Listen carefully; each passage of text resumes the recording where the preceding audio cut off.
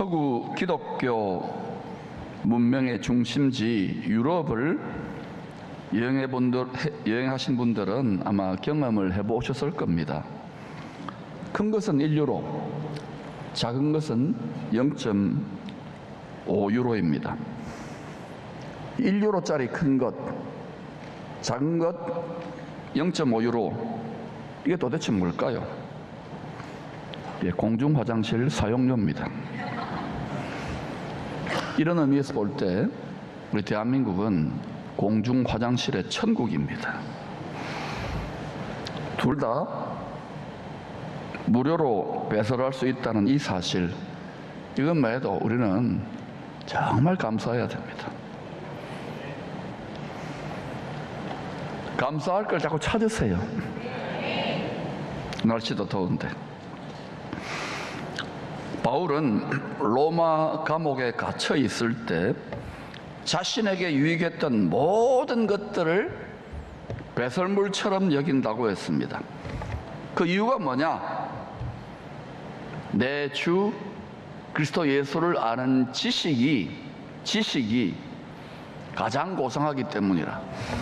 이건 내가 체험해서 주의 영으로 깨닫게 된 것을 말해요. 만났다는 것이죠. 예수 그리스도를 아는 지식. 여러분, 우리나라 대통령이 누군지 아십니까? 그렇게 아는 것 말고 우리 주님도 그렇게 알아야 돼요. 미국 지금 대통령 누굽니까? 그렇게 아는 것 말고 가족으로 아는 것처럼, 남편과 아내가 서로를 아는 것처럼 내 주 예수 그리스도를 아는 것, 이게 가장 고상하고 가장 즐겁고 가장 뛰어나요. 왜냐? 우리가 천국에 가지고 갈 것은 주 예수 그리스도를 아는 마음, 사랑하는 마음뿐입니다. 그분이 우리의 신랑이라면서 영원토록 그것밖에 없어요. 나머지 땅의 모든 것들은 영원 천국의 관점에서 큰 것, 작은 것일 뿐입니다. 잠시한 백년 남짓 몸 많이 가졌다 자랑하고 내 인기 있다, 명예 있다, 그러면 안 된다는 건데 우리는 거기에 집착하잖아요. 교회는요, 패배의 공동체, 그런 삶을 살았다고 변명하는 공동체를 뛰어넘어야 돼요. 그런 나의 육체적 성향, 육체 정욕적 성향을 이기는 것이 신앙생활입니다.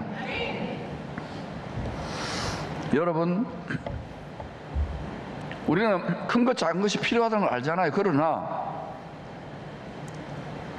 영원한 저 천국으로 부활 생명으로 나아갈 때 가지고 갈 것은 딱 한 가지밖에 없다는 것을 기억하시기를 바랍니다.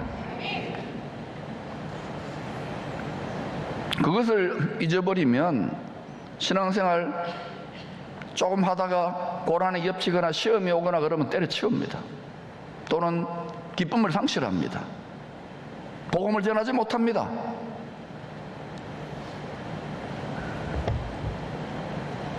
영생은 주 예수 그리스도를 아는 지식입니다.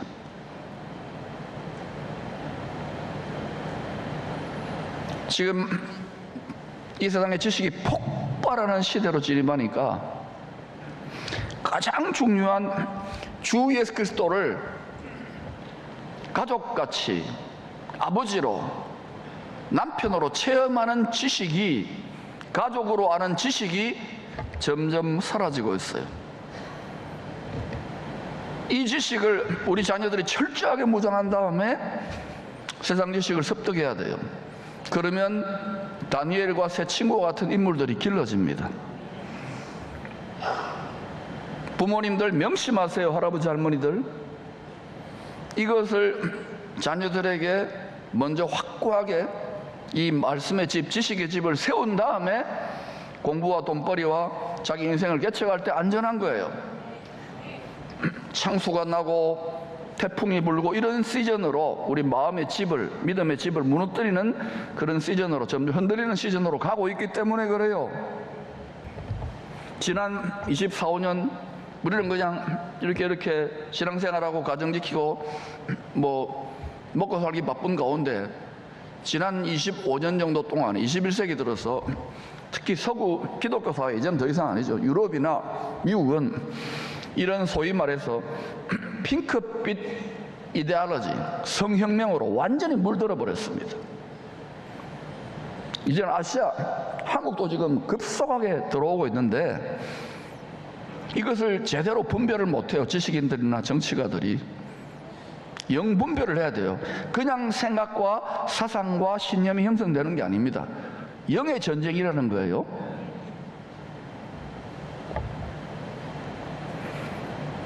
지금은 핑크빛으로 물들어가는, 쾌락으로 물들어가는 거예요.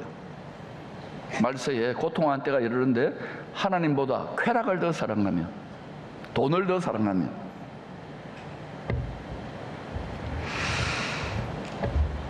이런 저항과 반발에도 불구하고 별거 아니라는 거예요. 그런 저항과 반발, 말뿐이지. 우습게 여기는 것이죠. 우리는 세상을 이런 방향으로 변화시켜 갈 거야 대놓고 선전포고를 한 겁니다. 아, 이거 너무한 거 아닙니까? 아닙니다. 여러분 깊이 들여다보시면 그래요. 이거 저항의 물결에 딱 서면요 고난과 어려움을 겪습니다. 쉽게 말하면 이제 이 방향이 시대의 대세다. 그냥 받아들여라. 무릎 꿇어라. 그런 또 일들이 지금 실제로 교계에서도 일어나고 있다고요. 여러분 어떻게 생각합니까? 저는 성경적으로 이 방향은 아니라고 생각합니다. 성경을 읽고 성경 말씀대로 가야 돼요. 그 길이 좁은 길일지라도 그 길로 갈 수 있기를 축원합니다. 그리고 기쁘게 걸어갈 수 있기를 축원합니다. 우리 자녀들 그렇게 가르쳐야 돼요. 팥죽 한 그릇에 이 세상을 말합니다. 장자의 권세를 팔지 마세요. 이런 일이 일어날 것을 성경은 이미 여러 군데서 예언하고 있어요. 대표적인 것 시편 2편입니다. 세상의 군왕들과 관원들이 서로 꾀하여 여호와와 그의 기름 부음 받은 자를 대적할 것이라고 했습니다. 이것 1차적으로 기름 부음 받은 왕 다윗과 하나가 된 제사장 나라 이스라엘 백성들에게 한 말씀입니다.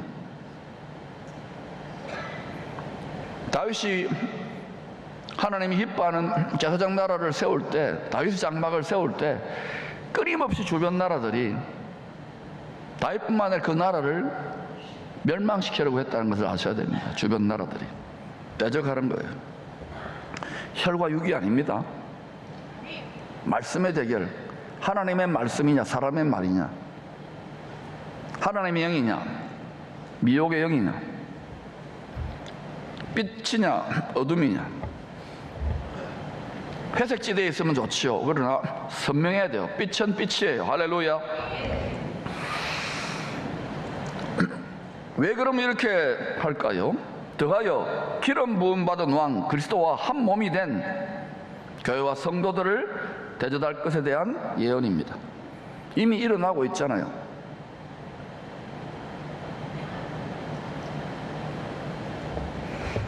예수를 구세주로 믿고 주님의 멍에를 함께 메고 십자가를 말합니다. 순종하는 삶이 인간의 자유를 억압한다고 생각하는 거예요. 혹시 여러분 중에도 십자가 매기 싫고 뭐 봉사니 뭐 생활선교사니 아이고 뭐 살기도 힘들어 죽겠는데 더운데 이렇게 생각한다면 정말 여러분은 영적인 어린아이요 육에 속한 어린아이, 성경을 모르는 거예요. 하나님이 사람이 되셔서 자기를 피 흘려 내어주기까지의 그 사랑을, 아버지의 그 심정을 조금도 깨닫지 못한 거예요. 진실로 깨달았다면 황송하게 멍에를 매요. 쉬운 멍에입니다. 인간의 자유를 억압한다고 생각하기에, 노예적인 삶이라고 생각하기에 대적하는 거예요. 누가 부추길까요? 누구 정신에 놀아나는 것입니까? 나무 정신에 놀아나는 거예요. 나무 정신. 그 나무가 누굽니까? 그런데도 쾌락을 주고 육의 정욕을 만족시키고 천국이 어딨냐 지옥이 어딨냐 마음대로 살아야지.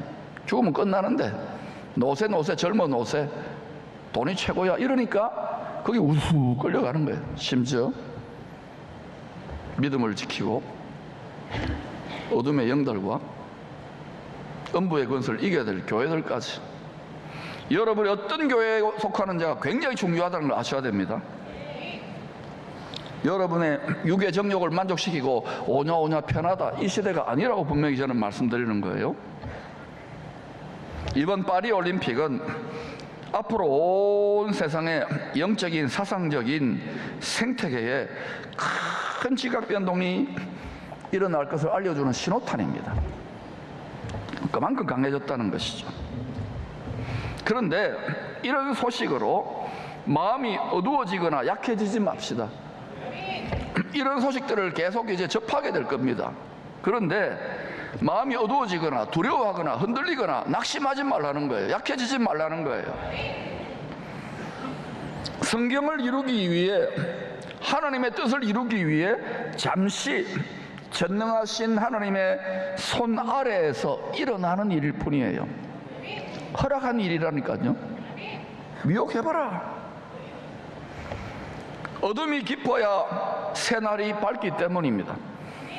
조명이 다 꺼지고 캄캄할 때 더듬 빛을 찾는 거예요.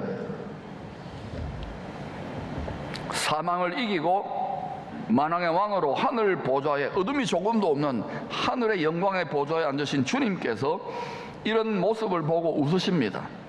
시편 2편 4절입니다. 시작. 하늘에 계신 이가 웃으시며 주께서 그들을 비웃으시리로다. 우리는 하늘 보좌에 계신 주님과 한 몸이 되어 있다고요.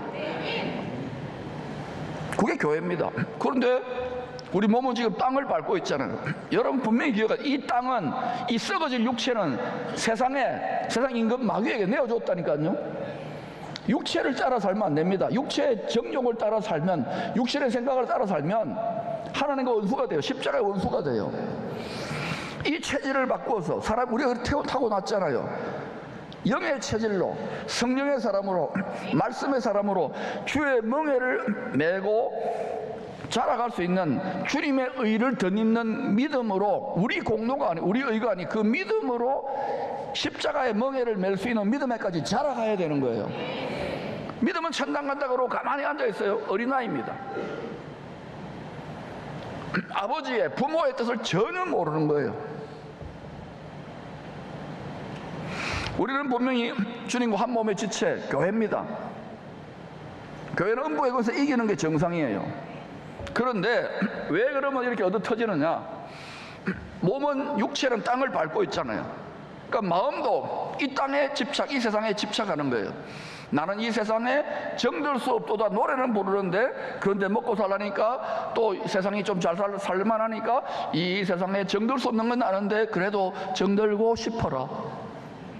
커피도 너무 맛있고, 놀러 갈 때 너무 많고, 텔레비도 너무 재밌어.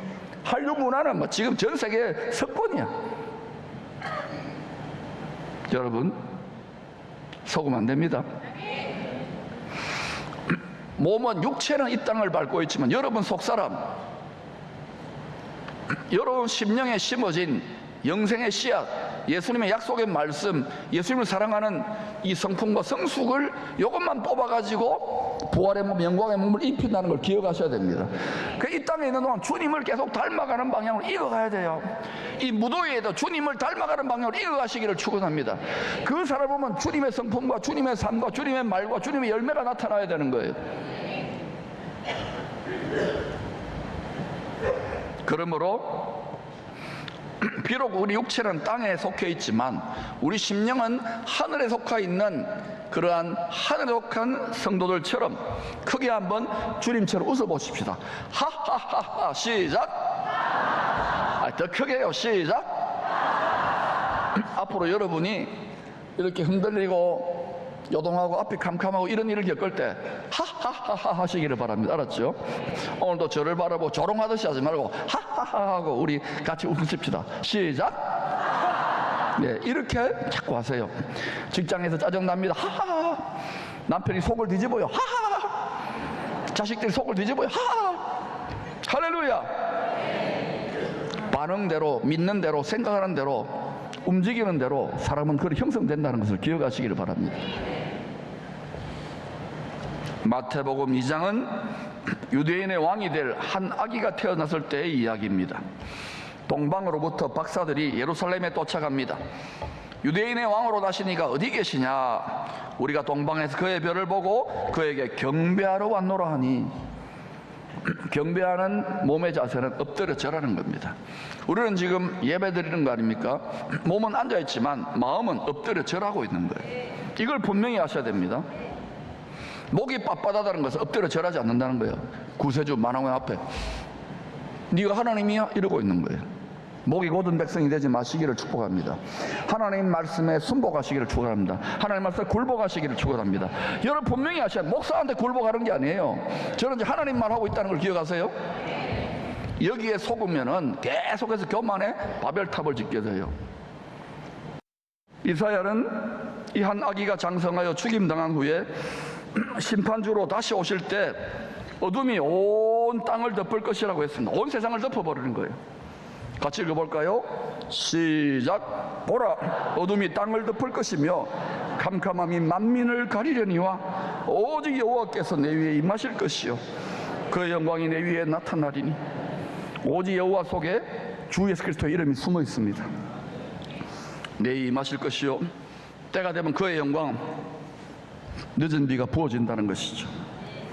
주님도 한 일의 후 3년 반에 야곱의 남은 자들과 어린 양의 혼인잔치에 참여하지 못한, 다시 말하면 공중 혼인잔치에 참여하지 못한 땅에 남아있는 성도들이, 이방인 성도들을 말합니다. 이 어둠을 겪을 것이라고 했습니다. 마태복음 24장 29절입니다. 시작. 그날 환란 후에 즉시 해가 어두워지며 달이 빛을 내지 아니하며 별들이 하늘에서 떨어지며 하늘의 권능들이 흔들리리라.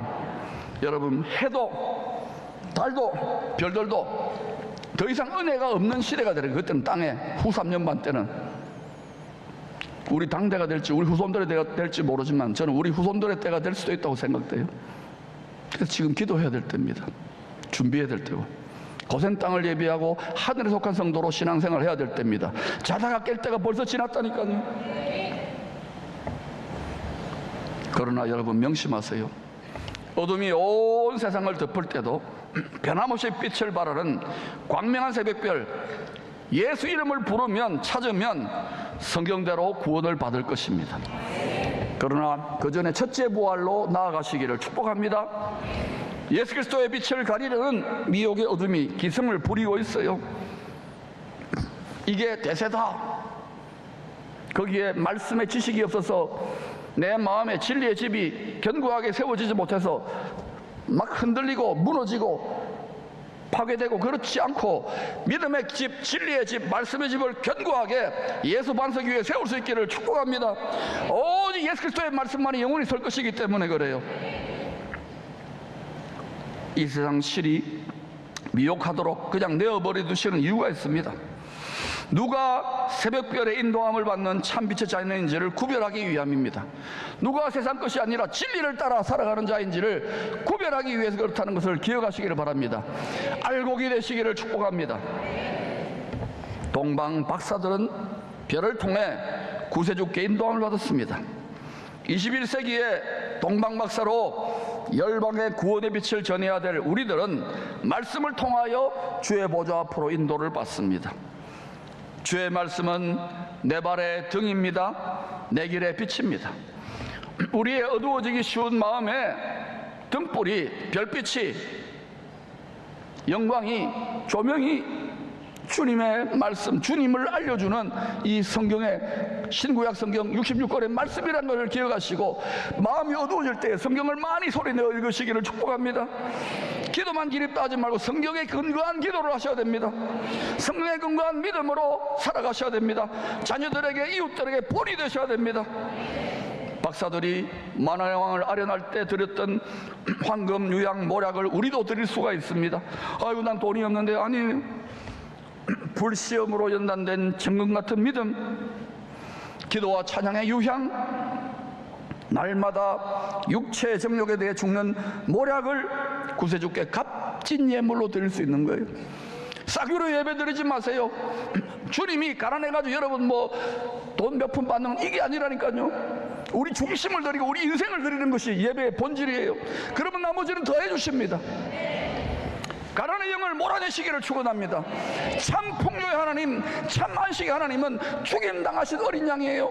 그 마음, 그 깨어진 마음을 우리가 갖게 될 때에 하나님이 하늘 문을 여시고 여러분의 부족함이 없이 더하여 주시고 공급한다는 것을 기억하시기를 바랍니다. 그리스도 예수 안에 있는 영광 가운데 여러분의 모든 설 것을 채워주신다고요. 전능하신 하나님의 약속입니다.